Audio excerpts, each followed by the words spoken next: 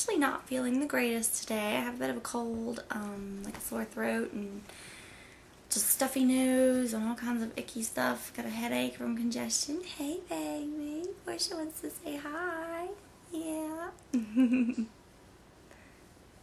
But yeah, I'm not feeling that great, so I'm just hanging out. I came home from work early, hanging out in my sweats and just, you know, trying to recoup, drinking lots of fluids, taking my vitamins, and, you know, just trying to feel better. So, anyway, I am going to be doing a 30-day weight loss challenge, and I just wanted to invite any of you to join along with me in it. It's, basically, this video is just going to outline the diet sort of plan, which is not really a specific plan. I'm just going to talk about the sort of things I'm eating and the sort of things I'm not eating right now. So yeah, this is just going to sort of outline that, and then I'm going to follow this up with another video talking about my workout plan for the next 30 days. And my goal is to lose 20 pounds in 30 days. It's going to be a very intense 30 days. I'm hoping to be really dedicated and do this right, but actually I plan on doing it for 60 days, but I'm just going to take it 30 days at a time and see how it goes. So yeah, but anyway, I lost my train of thought. Hello? Nope. Anyway, for the next 30 days, I'm going to be trying to really reduce my intake of any sort of simple carbohydrates. I don't want anything that's what I call empty calories, or what a lot of people call empty calories, but those are just really pointless, and I'm going to try to eliminate them. Even though they are the fun foods, I'm cutting them out for the next 30 days. I'm actually a nutritionist, and so I do know how to eat right. That doesn't mean it's always easy. It's never easy for anyone, but I do know that it's not realistic or even something that you would even think about doing, cutting out all unhealthy foods. It's just kind of silly, and life's really short, so I'm not going to waste it cutting out all ice cream or cutting out all chocolate, because I love those foods, and enjoying your palate and experiencing different foods. That's one of your major senses, is taste. So I don't want to deprive myself of anything, but that being said, I would like to follow that up and say, when you're trying to be serious about losing weight, it's not going to kill you to give those things up for a certain period of time. And even during that time, you know, you can maybe have like a splurge day, like once a week, where you allow yourself to have one something, you know, like one bowl of ice cream, or one, you know, candy bar, whatever it is that's your vice. But yeah, I just feel like I said, everything in moderation, but if you are trying to really eliminate and really lose the weight, you need to just cut those things out, at least to like a once a week type of minimum. So, after all that, let's get to some of the things that I'm going to be eating. I've been grocery shopping. I just wanted to sort of show you guys some of the things that I'm going to be eating during this time. I'll be posting everything to my blog, which is facecandy1.blogspot.com, and the candy is spelled I-E. But I'll post all that in the bottom bar below. But posting on there daily my diet plan, like what I'm eating every day. It's sort of like a food journal, and I'm going to give it to you every day.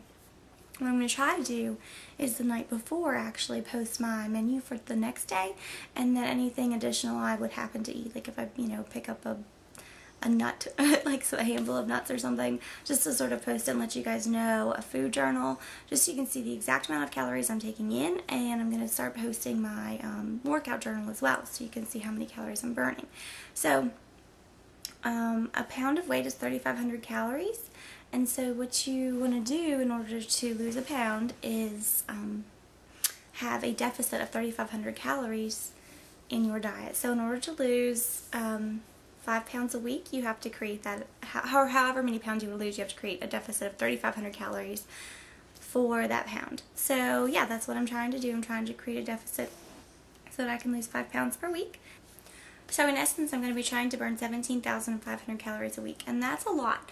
It's not necessarily for everybody. That's not a realistic goal sometimes, but if you can be really dedicated, you can do it with me. essentially, that doesn't take into account, you do have a basal metabolic rate, which is the rate that you're burning calories just, during life. Like right now, I'm sitting here, I'm burning calories. Granted, I'm not burning as much as if I was out running, but I am burning calories. So you have to take that into consideration. Your body does have a basal metabolic rate. You can sort of figure that out on your own. It's a little bit complex, but you can even Google it and sort of figure it out for yourself how to do that, or if you request it, I could describe how to do it in detail in a video. But yeah, let's just get started in some of the foods I'm going to be eating during the next 30 to 60 days. Our steel cut oats, and you can get these in the organic section at Kroger. I've never seen them at Walmart. I got these at it's sort of like a bakery near where I live, and they sell health foods, and it's so much cheaper there. This is a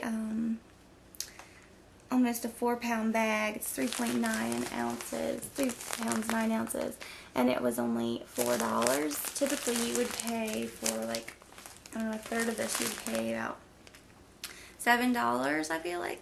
So it's pretty expensive if you don't get it from somewhere that you know it's cheaper. I just happened to get this at a local bakery where I know it's sold. I eat these. You can cook them for breakfast. You just sort of fry them in a pan with a little bit of, you can do butter. I do fresh butter from a local farmer that makes their butter themselves. And yeah, I fry this with a little bit of butter until they're sort of browned a little bit. You don't put very much butter in, just enough to keep it from sticking to the pan. You fry it in there until they get sort of roasted, and then you can add things into them. You add a little bit of milk or cream, however you like to do it. You can put walnuts, raisins, cranberries, dried cranberries. There's unlimited things you can put in them. They're so good. So you can put cinnamon, brown sugar. They're delicious. But they do take some time. It takes like 30 to 45 minutes to make them. So, an easy way to get your heart-healthy oats in your diet is to, instead of cooking them, what I do is I just take some and I put them in a little bowl, and then I mix them up with some good old-fashioned peanut butter. And I just mix these up and eat them dry, and they are so good. They're like a good crunchy source of, the heart-healthy nutrients that you need. They're very filling. You get your protein in your peanut butter, and you can even do it with the the all-natural peanut butter. But I tend to not like the old-fashioned, I tend to not like the natural peanut butter just plain. I like it mixed in my smoothies, things like that, but I don't like it just as a spread or mixed in with snacks, so I just use regular peanut butter. But you're also welcome to use that kind of peanut butter, the all-natural peanut butter, if you're looking for a more healthy source of that as well. The same bakery, I got me some bread. Some homemade wheat bread, which is really nice just to have nice fresh wheat bread. One thing that I tell people when they're looking for healthy bread when they go to the store is that the less ingredients the better, because if you were to sit down and think about it, if you were going to make bread, what would you put in it? You put in flour, sugar, yeast, and not much else. So the less ingredients when you're looking at your bag of, your loaf of bread, the better. So this one has flour, whole wheat flour, honey, yeast, salt, water, and shortening. So that's 7 ingredients right there, all of which I know can name and say really well. No trouble right there. So if you can do that, you're eating some pretty good stuff, and at least, even if, the shortening isn't necessarily good for you, I would say this is way better for you, knowing that it's from, a local place you can trust, and also knowing that it doesn't have all those preservatives or added ingredients that you don't even know because they just call them natural flavorings or something like that. So yeah, just find you a place that sells like a homemade bread, or look for the least amount of ingredients you can. For breakfast, I like all natural cereals. This one I eat all kinds. This one just happens to be the one that I had recently gotten. This is Barbara's Puffin cereal, and I tend to eat these a lot. They're really good. And these, like I was saying about the bread, have very few ingredients. It's cornmeal, cane juice, peanut butter, whole oat flour, rice flour, sea salt, vitamin E, and baking soda. So that's not a lot. And then what's cool about these is that they make a donation for wildlife. and they help support, like, puffins are going extinct, so these help that, which I think is really cute, so, and really helpful. I love to do anything to help out the environment and nature and things like that. So they actually taste really good. They're sort of like a Reese's Puff, or maybe like a Captain Crunch peanut butter. They're a lot less, you know, peanut butter flavory, sugary tasting, but they're like a natural version of that. They're really good. I'm actually drinking echinacea tea, which you can get at like a health food store or Kroger in the health food section, not in the tea section. But this helps boost your immune system, so it's really good if you're not feeling very well, just to drink you some echinacea tea. So that's what I'm doing. These are organic soups, condensed soups, which I think is nice because I will start this off by saying I don't typically like to eat out of aluminum, just because, I don't know, I sort of get fed up with that sort of, don't eat out of aluminum, don't drink out of plastic, all that crap, but I do try to avoid aluminum because it has been linked in a lot of studies to Alzheimer's, which is a huge fear of mine. I have like a big fear of getting Alzheimer's. So this one, it is nice whenever, you know, you work and you would like to have a nice soup sometimes, especially if it's cold in the winter. We're getting out of winter now, but when it's cold, you just want a nice soup. And if you're sick, like this week I've been living off of chicken noodle soup, so this is just a natural tomato soup, and it's by Amy's. And this just has organic tomato, filtered water, organic cream, organic evaporated cane juice, organic onions, sea salt, and organic black pepper. So yeah, that's just a nice healthy soup. Another thing that I eat a lot, because I'm not a big cook, are meal replacement bars. Some of the ones I like the Slim Fast ones, and I like the Balance ones. These ones are the yogurt honey, and the Slim Fast, these are the chocolate chip cookie dough. And then I also like for snacks these Kashi bars, and this one is the cherry dark chocolate. So yeah, and when you eat these though, one thing just to take note of, these are 200 calories, so you can't eat this as a snack. This is a meal. So especially if you're trying to lose weight, this is a big meal. You could eat this with like a piece of fruit or you know, something small, like maybe a cheese stick, like a 100-calorie cheese stick, but you don't want to eat this and then eat a meal, just so you're aware. Another good snack is just some granola. This one has chocolate in it, which I think is a great way to get my sugar fix but still be healthy. It just has little teeny pieces of dark chocolate, and I just eat this plain. You can eat it with milk too. Another fun thing to do, if you are going to splurge a little bit, is to stir this into some vanilla frozen yogurt. That is delicious. So good. And pretty good for you. I mean, the dark chocolate's good for you. It's good for your heart in moderation. Granola's good for you. You can also make your own granola. It's pretty simple. I don't have time or really the inclination right now to do it, but it's very simple. You take all the ingredients that you want, like your oats, you take flaxseed, just any sort of the ingredients that you want. You combine it with equal parts maple syrup and honey, and you roll it up, and then you just sort of spread it out on a baking sheet, and you bake it in your oven.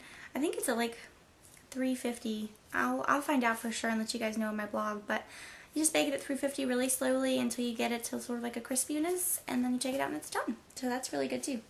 Also, I like to have like a little bit of a sugar fix with my lunch sometimes. I don't know why, but these are little fruit snacks, and they are organic, and they're only made with real fruit juice. And I'm not going to read you all the ingredients. It's very simple. It's just, I mean, of course it has sugar in it, but it's not like going out and getting, you know, like Dora the Explorer fruit snacks. They are pretty good for you. So that's my little sugar fix. And another great dinner idea would be like a wheat pasta. I eat a lot for dinner. I eat a lot of salads, a lot of lean meats like chicken and fish. But also a good source of your fiber would be like a wheat pasta. So, and then also these are really filling as well.